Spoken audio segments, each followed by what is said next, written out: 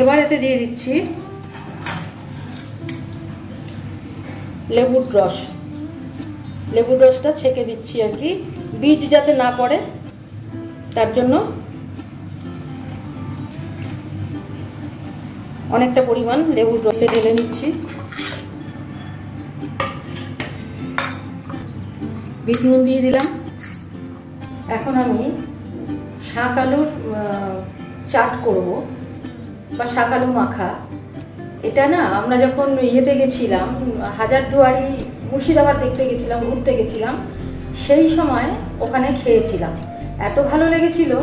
তারপর থেকে নিজেরা বাড়িতে বানাই, দেখি হ্যাঁ ওই রকম টেস্টটা আসে। একবার বানিয়ে দেখবেন, দেখাচ্ছি।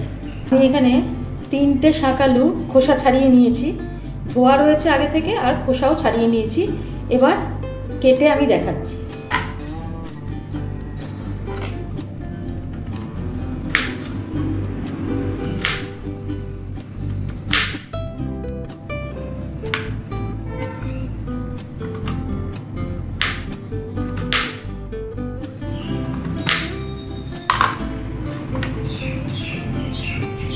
এইভাবে ডুমো ডুমো করে এগুলোকে কেটে নেব। কেটে নিয়ে ফিরে আসছি। আমার কাটা হয়ে গেছে শাক আলু। এবার পরবর্তী পর্যায়ে এবার এতে দিয়ে দিচ্ছি ধনেপাতা বাটা। এই ধনেপাতাতে আমি কিন্তু কাঁচা লঙ্কা দিয়ে, নুন আর কাঁচা লঙ্কা দিয়ে বেটেছি, ঠিক আছে। এবার এর মধ্যে দিয়ে দেব একটু বিট নুন, কারণ শাক আলুটায় ভালো মতো এতে মাখলে হবে। এতে ঢেলে নিচ্ছি। বিট নুন দিয়ে দিলাম।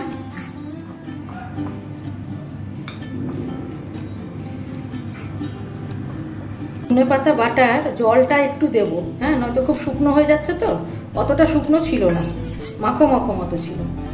একটু জার ক্লিন জল যেটা তুলে রেখেছি। ধনেপাতা বাটার জল সবসময় লাগে, তরকারি খেতেও লাগে, ধরুন, হ্যাঁ, তরকারিতে রান্না করলে ভালো লাগে। এবার এতে দিয়ে দিচ্ছি লেবুর রস। লেবুর রসটা ছেঁকে দিচ্ছি আর কি, বীজ যাতে না পড়ে তার জন্য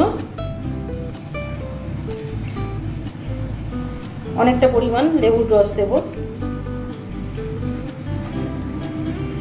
ব্যাস,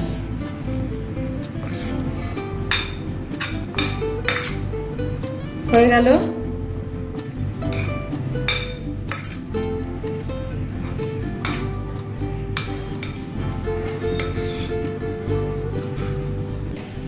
আমার শাক আলু চাট রেডি টু সার্ভ। একবার এইভাবে করে খেয়ে দেখবেন, দারুণ লাগে।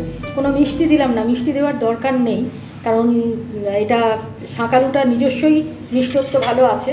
তাও যদি ইচ্ছা হয় একটু দিতে পারেন আর কি। শাক আলু চাট কেমন লাগলো খেয়ে জানাবেন। আর ধনেপাতা যেটা বাটা ছিল, ওরা আসলে তাড়াতাড়ি করে করে, তো আমি যেমন ধনেপাতাটা শুকনো শুকনো বেটে রেখেছি, ওরা কিন্তু তা করেনি।